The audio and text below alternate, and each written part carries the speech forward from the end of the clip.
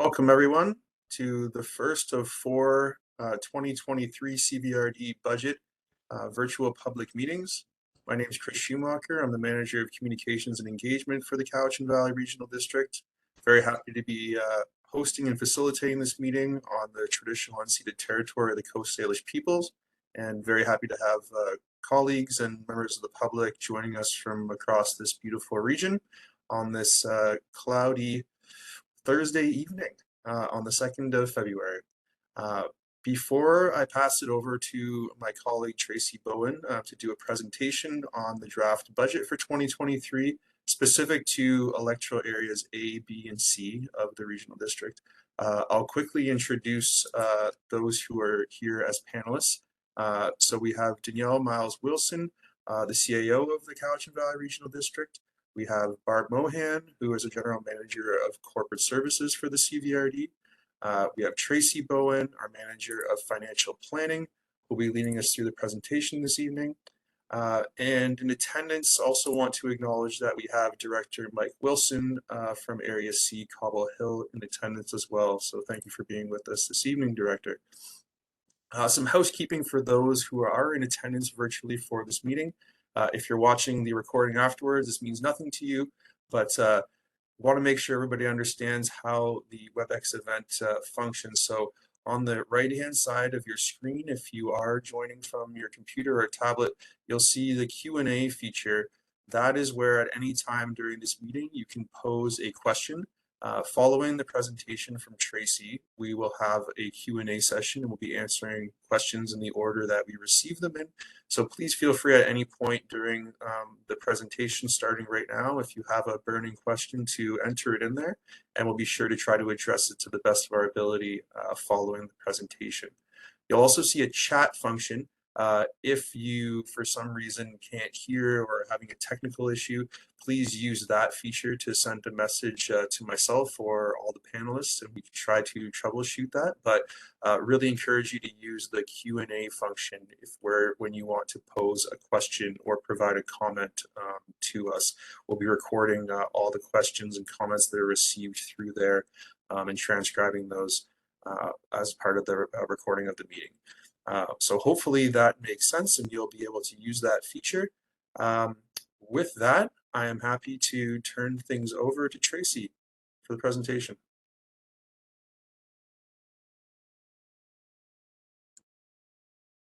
Oh, Tracy, you gotta unmute yourself.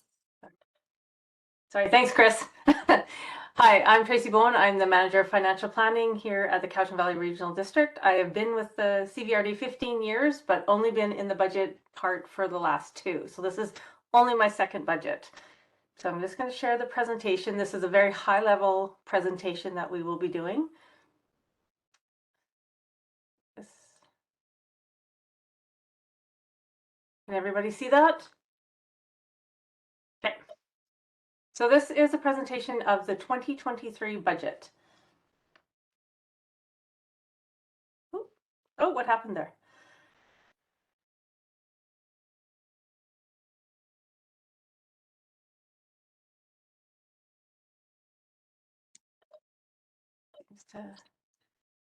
I can see it now, Tracy. Oh, there we go. Can you guys see it now? Yep. Okay, I think I had the wrong one, wrong screen up. Okay, the CVRD has a population of 89,000. We have 4 municipalities, 9 electoral areas, and we budget for over 178 different little services within the CVRD. There's many budget challenges that we meet we need to meet the needs of the public under increasing financial constraints, increase downloading from other levels of government, aging infrastructure, increasing construction costs, and increase non-controllable expenditures such as hydro, insurance, Fortis gas. A lot of those are things that are out of our control, but we have to budget for. The CVRD provides a variety of services to different partners, and therefore the impact of our budgeting process on each electoral area or municipality is different. For example, the costs of the average home in electoral area A, which participates in 41 functions, is $1,502 $2,258.71. And Area A also has 5 specified areas that they pay within. To complicate matters, some services are provided directly by the CVRD, others in partnerships with other organizations, and some take the form of grants to organizations that provide in that area. Services that the CVRD does not provide for is education, sidewalks, curbs, gutters, roads, policing, healthcare, and highways. These are all done by different areas and other local levels of government. So for most of the services, taxation is allocated based on assessed value. Each member municipality and electoral area share in calculations based on assessed value that are provided by BC Assessment. And within the distribution between property classes is determined using a fixed ratio that is mandatory under provincial legislation. And for the CVRD last year, of our budget, 38% of it was done by requisition. We have, there are many types of funding arrangements within the CVRD. So we have regional services, electoral area services, sub-regional services, and specified area services.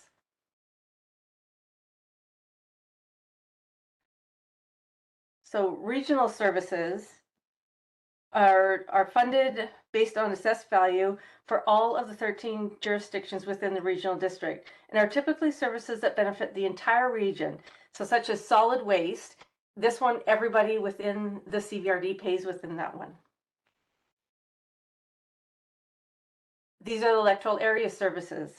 Electoral area services are specified to the rural areas only and are therefore shared by all the participating electoral area on an assessment basis with no municipality funding participation.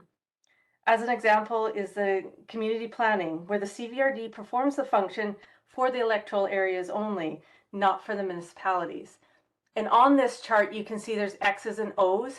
X's mean that the entire electoral area pays into that one. The O's mean that a portion of that electoral area pays into that function. Then we have sub-regional services. Many of our services are sub-regional in nature in that they provide a service for certain areas within the CVRD, and funding is shared by those participating partners, normally on assessment basis. So again, you can see everybody is in this one. But again, we have the X's and the O's. So again, it's the X's mean everybody in that area pays for it. O's only a portion. So as in transit, you can see everybody except for G and H pay into it. So that's what the chart shows. And the final one is specified area services. Specified areas are set up to fund services that are provided to a number of properties that do not participate or represent the entire electoral area and are different in those functions are established in response to a petition. So a good example of this one is either fire or street lighting, that only certain ones within those areas, if they fall within the fire service, they pay into the fire service.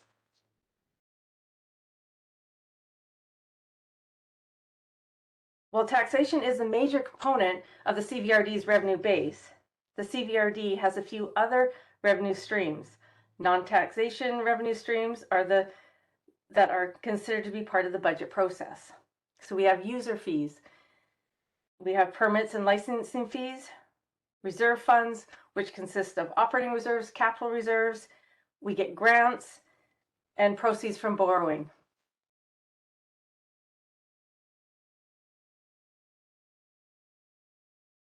So services funded other than by requisition. As mentioned, services funded with other revenue sources include the Community Health Network, municipal MFA debt, curbside, garbage and recycling services, sewer, water, and some streetlight services, which are parcel taxes. So these are all ones that come at different funding other than requisition. So the current budget approach is incremental, meaning that the current activities and staffing levels are considered as core and used as a baseline for the upcoming budget.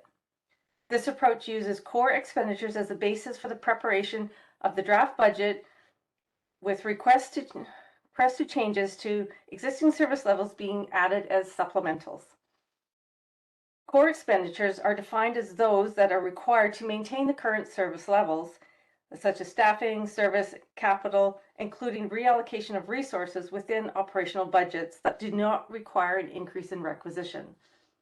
Supplemental requests for the purpose of budgeting are defined as items that are in addition to current staffing and/or service levels, and any capital that require an increase in requisition or user fee. These include purchases of, or construction of new capital, the addition of full or part-time staffing positions, and changes to programs and services requiring increases to user fees or requisition. For the 2023 budget, staff did not receive a mandate from the board. In some services, such as waste management and Vancouver Island Library, this was not possible to do to exist. So we get stuff from those two ones we don't really have. Even if we had a mandate, there's things outside those ones that would cause us to go over. So this year we worked with no mandate, but the staff did really well at keeping it at a certain level.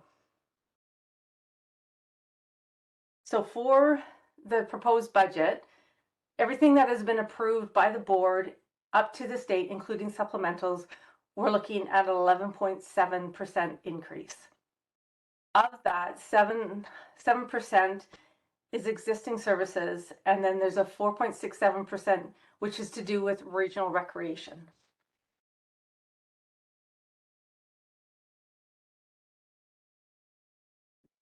The increase to requisition is discussed as a total number. However, as mentioned previously, the effects on individual properties varies based on a number of factors, including property assessment and property location. Only the participants in a service area contribute to the cost of providing those services. This slide shows the impact on each municipality and electoral area of the proposed 2023 budget, which I was showing later, the 11.7. Then these are all the different areas and the percentages of what they make up. So in electoral areas A, B, and C, the largest changes are for general government, Vancouver Island Regional Library, Solid Waste Complex, Planning, and Regional Recreation. But again, the regional recreation, there's going to be an offset with decreases in other areas of the recreation, so they kind of go hand in hand.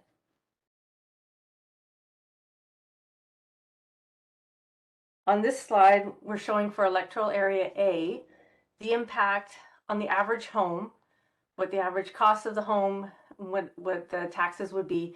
These are all the functions and stuff that they pay into. And as you can see, regional rec is a high increase, but then you have Kerry Park that dropped. So those two cross off to each other. So in area A, the average home would see an increase of $112.70. And this chart is also on the website. This one is for area B, showing the average home price and what their average tax might be. The increase is $100.47. And then again, it shows all the different ones that they pay into. Green is what they've increased, red is it's gone down. And then for area C, average home, and then the price. So their increase is $127.62.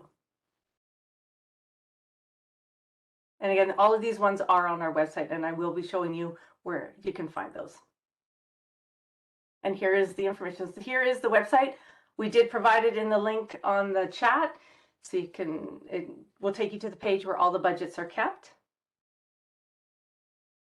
On this side, on this website, you'll see there's all these schedules. So we'll go through all these schedules, and they have information that are pertinent to everybody. They have some of them are all grouped together as one, some they'll have one for each electoral area or municipality. So for Schedule A, presents the changes in the tax requisition. It only shows services that have changed and details the amount of the change for that service. Down at the very bottom is the total difference between the general taxation of 2022 and that for 2023. So it's quite small, but you can see it down here. And you can enlarge it better when you're on the website. Schedule B shows the changes in tax requisition by jurisdiction. The change due to the other jurisdiction columns reflects the increase in the library requisition. Also down at the bottom is the increase to the local area services, such as the fire services. And that's where this is. Schedule C shows the change in requisition, and we go all the way back to 2016. So you can see what the tax rates have been in the last couple of years. Schedule D has a page for each jurisdiction. It lists only the services that the area participates in and shows the changes in that service. So we have 2022 and 2023. Down at the bottom, it includes the local services area tax applicable to that jurisdiction. So down here again, these are the ones that are those specified areas that only certain participants will be paying within. Schedule E also has a page for each jurisdiction and shows the impact on the average home in that area.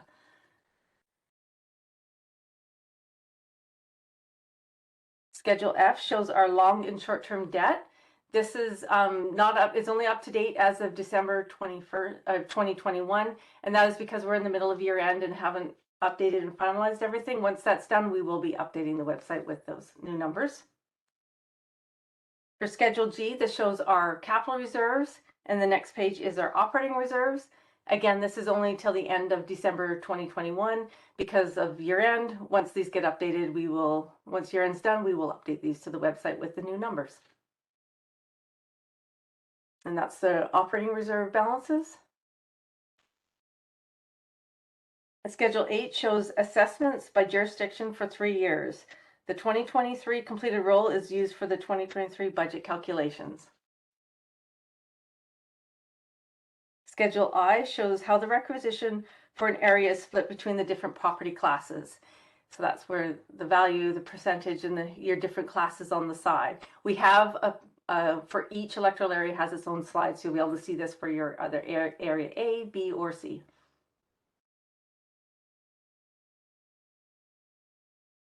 Schedule J shows the cost of a $100,000 home and shows a portion of the total assessment represented by each area. So how they kind of get broken down and who pays for what. Schedule K is parcel tax for sewer and water systems. And these will only be if you are on a water or a sewer system, you would be paying a parcel tax. If you have your own well or septic, you do not pay a parcel tax. And Schedule L is user fees for the water and sewer systems. It is important to note that an increase in the parcel tax or user fee for a service does not necessarily mean an increase to the property owner. In many cases, new properties have been added to the service area, thus increasing the total number collected without having to impact the property. So the more they just diversify the amount out. So on the website, we have a section for each of the budgets. So each function, when you click on it, you will see the first page will be the summary sheet. On the summary sheet at the top, it gives you a little bit of description of what the function is, and then who pays into the function. And this is what we're asking as requisition, and then how it gets broken down by the different areas. And this is what we use for every function we have to do one of these on. The next slide that will be when you're looking on the website is the 5-year plan. So we always put in the previous year, the current year of the budget, and then what is estimated for the next couple of years. And again, these are just all best guess estimates of budgeting what they think is going to happen in the next couple of years if they have any big projects that are coming on board. And then the last bit that's on there is from our financial system. So we print off for each one. So we show the actuals for 2020, the actuals for 2021, the budget for 2022, and what has been proposed as a budget for 2023. So it kind of gives an idea. The reason we do not put the actuals in for 2022 because it's a moving target while we're trying to prepare year end and running all these reports for 178 functions. You'd have all these different dates and times and numbers change. So we usually wait till we're done and then post it onto the website. And that is the presentation. I'm going to stop sharing. Thanks, Tracy. Very informative.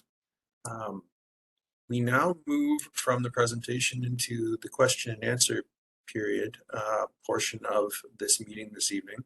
So once again, for those in attendance, you'll see on the right-hand side of your screen Q&A function, which is where you can enter in any questions about the materials that have been presented by Tracy.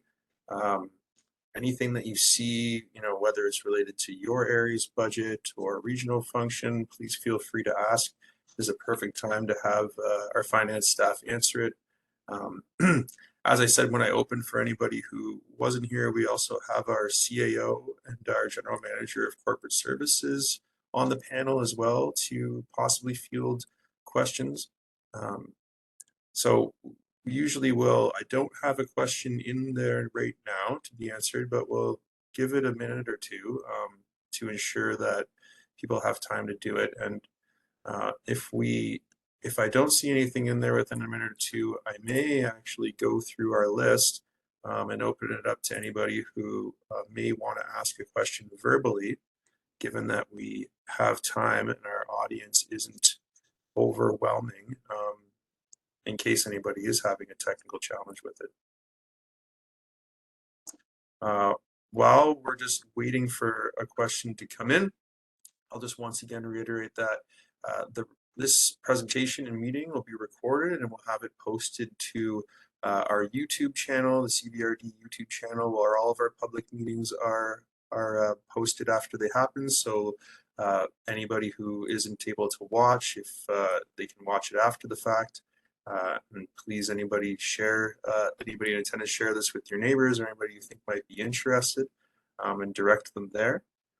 We will also have it posted on links to it on the Budget 2023 page of our website, with a link there for easy access for anybody who may be coming into our budget through that avenue. I would also just want to acknowledge that we do have the chair of our board, Mayor of Ladysmith, Aaron Stone, in attendance with us this evening. Thanks for joining us. Director Stone, Chair Stone, I should say. Okay, question coming in from Kate. Why is Fortis, an individual corporate entity, included in our budget? It's not included in our budget. It's just that we include it because we have to pay Fortis for gas. So we're at the mercy of whatever they put in as an increase. So even if we were mandated for only a 2% increase on our budget from the board, if Fortis came and told us that they're going to be increasing the rates by 4%, we would have to include a 4% increase for those bills that we have to pay them. It's the same as us having to pay Hydro, having to pay TELUS. We usually get information about what could be a potential increase, and we let our budget managers know that so they can add that to their budget. Thanks, Tracy. Hope that answers your question, Kate. Not having seen any others come through, what I'm going to do right now, again, given that we have a small enough audience to be able to do this, is I'll just go through our list of attendees and I'll unmute you and just ask, say your name and ask you if you have a question and if you want to pose verbally during the meeting here, just to give everybody an opportunity. So we'll start with Angie. Angie, did you have a question that you wanted to ask this evening? No, there's a lot of information here to digest, so I need to spend some time looking at it. It's my first time being interested in this kind of thing, so lots to consider. The only thing I'll mention too, just if people haven't had a chance to come up with questions, is we do have the budget calendar noted on the website. There will be public meetings that you can attend virtually or in person if you want to get more information. And there are question periods in those meetings as well for items that are related to the agenda. Thanks, Neil. And thanks, Angie. Appreciate you joining us and getting interested in the regional district budget. It's definitely a lot of information to take in.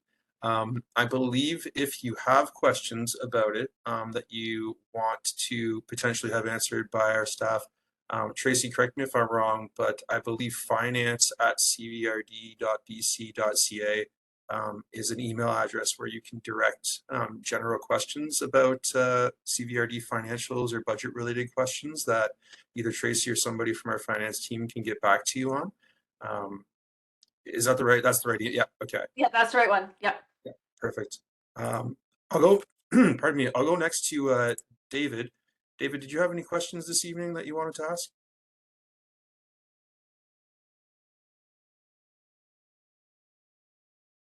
Nope. Okay. Okay, no. Oh, there you are. Yep. No, you're good, So David.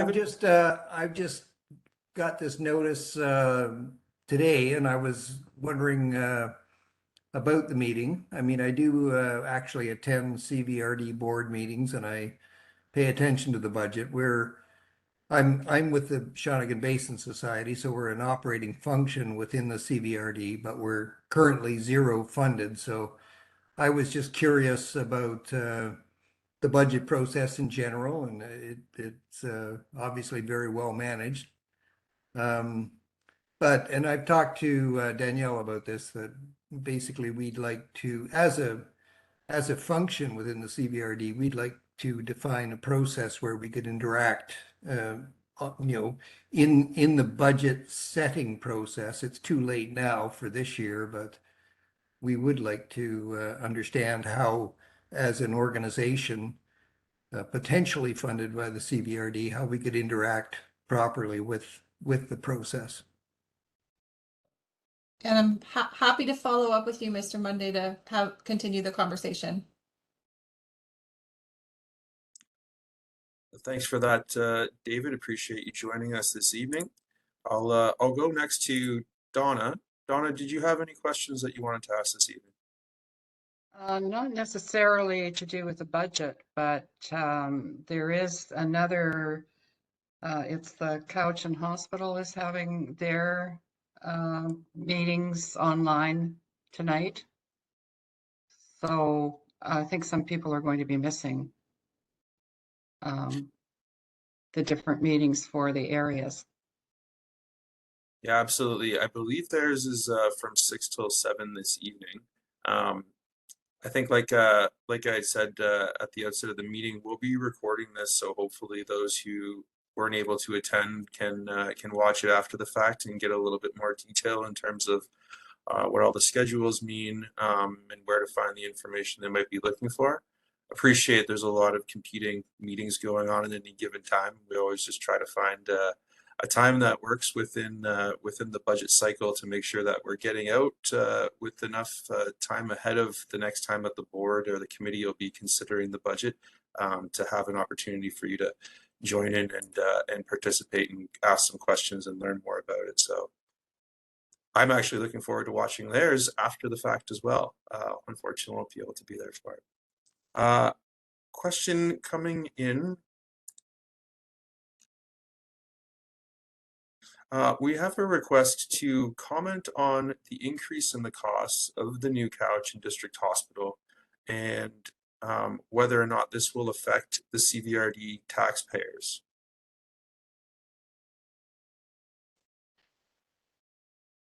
I don't know, Tracy, is that something that you or Barb or potentially Danielle might be prepared to answer? And we can always Yeah, I can speak on it just delicately, and I'm sure Barb can jump in as well. So we are having conversations with Island Health about this, and we are the budget for the hospital has escalated. Our interest is to keep the contribution at the agreed to amount. So we're working diligently to make sure that we have proper agreements in place to manage that. And I think it's a situation faced in any hospital district all over the province, especially in this environment with escalating construction costs. So what I can speak to is that we're working diligently to make sure that those costs are mitigated from our perspective. Thanks for that answer, Danielle. Let's I'll move now to Kate, and you had asked a previous question, but I'll unmute you now. Do you have any other questions that you want to ask this evening, Kate? Yeah, I had a sort of a follow-up query about the Fortis thing. So if the amount goes up, does that impact everybody's taxes or just people who are hooked into gas? That's a great question. So would be for the gas that's hooked up to the CVRD facilities. So at Kerry Park and I think CCC at the Couching Community Center, they have Fortis gas there. So that's where the cost would come into. It's not for constituents that have gas hooked up to their homes. This is for bills that we have to pay from the CVRD's perspective as to run our facilities. So hydro, telephone, Fortis gas, we have to pay those bills because we have to pay for the gas that comes to our building. So it's only the people that are in those, that pay into those facilities are going to be the ones that would see if it's a big increase, but it's usually spread out. So it's not a huge that you'd see it, but it's not for it's not for individual homes. We're talking about the Fortis gas that the CVRD has to pay for. Thanks, Tracy. I think hopefully that answers the question. I see one has come in via the Q&A function. Can we confirm when the budget gets finalized? So we have a meeting on the 23rd of February as a day one for final deliberations with the budget. Second day is scheduled on March 1st for the board to meet. And then I bring it all back as a financial plan to March 8th for the final adoption. Hopefully those 2 days provide enough time for that to happen. We don't have to go into midnight sessions. Just joking. I don't think there's any midnight sessions planned. I will move to I'll move on to Kim, and I believe this is Kim from down south. Kim, do you have any questions for us on the budget this evening? Oh, hi. Yeah, thank you. I was obviously keeping tabs on the bylaw section of the budget and also the emergency preparedness. And I'm wondering if it's true that those both are being decreased this year.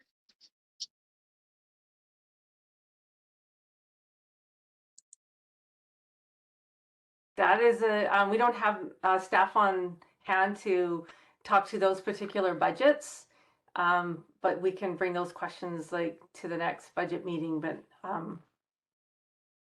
yeah, I don't have exact. I did not know what the manager has on that. I think Bart might have a.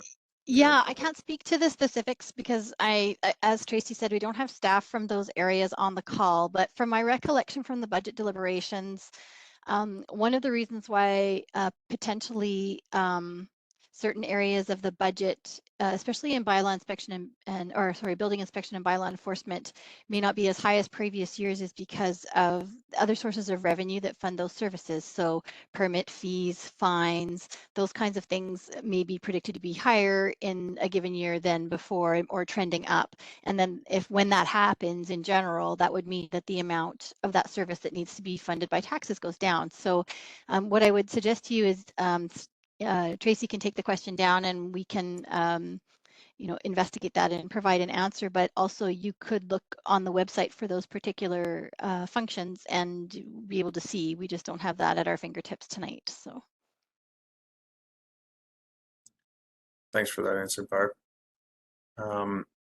I'll go back to a question from Kate in the Q&A function. I've got through almost everybody in attendance. I see there's somebody else who's joined us who I will come back to, but before I do, Kate asks, what are general government costs and why the spike in 2023? would you like me to take that one on? It's a good question and everyone's going to ask it. So go ahead, Barb. Okay. I can help too. Yeah, so general government refers to sort of core services that are used to run the organization as a whole. And so Particularly, they refer to IT services, human resources, financial services, legislative services. So these are services that everybody in all areas of the organization rely on. And so that's sort of what makes up general government. So general government is going up this year for some of the normal reasons, like inflationary adjustments to wages and salaries, increased costs of doing business that Tracy mentioned, things like utility services, et cetera. But there are also some very specific effects that made the general government increase a bit higher this year. One of them is that in order to relieve taxpayers of too much of an increase last year, general government was funded partially from operational reserves. And so when we fund from operational reserves in one year, we have to make up that difference in the following year. And so some of that is related to the use of operational reserves. The other thing that happened in last year's budget for general government is that we were able to use a COVID restart funding to fund some of our operational expenses, but that funding is a one-time funding. And so this year, those expenses need to be covered by the regular tax requisition. So the combination of those two effects has actually contributed to most of the increase that you're seeing in general government this year. And so there's the increase is related to the difference between what was paid by taxes to support it last year and versus grants, and what's grants and reserves, and what is funding it this year with respect to the split between taxes and grants and reserves. And so that difference is larger and therefore the increase higher. So. I'll add as well, thank you, Barb. I'll add that on our website, each function, if you click on the link for each function and you scroll to the end of each page, it will give you a year-over-year comparison, which will highlight the increases and decreases for that function. It's a really handy chart to kind of give you a bit of an idea of why things may have gone up or down. Actually, Danielle, when you mentioned that, it made me think of a couple of other reasons, which is that so there were some structural changes in our budget from last year where certain services that previously had had their own function were now rolled into general government. So even though it looks like general government went up, what really happened is that the service function disappeared over here and instead is being covered by general government. And one of the main ones in that regard are the costs for the building. So the Ingram Street head office building used to be its own separate budget with its own separate function, and now it has been rolled into general government, and that also is one of the bigger impacts on the general government budget. So it looks like it's bigger, but it's actually just moved.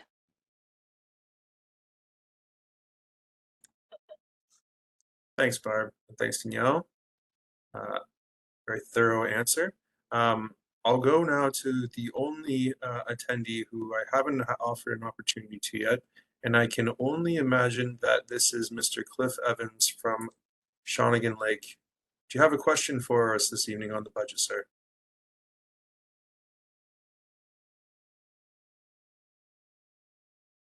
Oh, Mr. Evans, if that's you, I've unmuted you if you want to ask a question. Oh. He's on his cell phone, so it looks like he's muting and unmuting.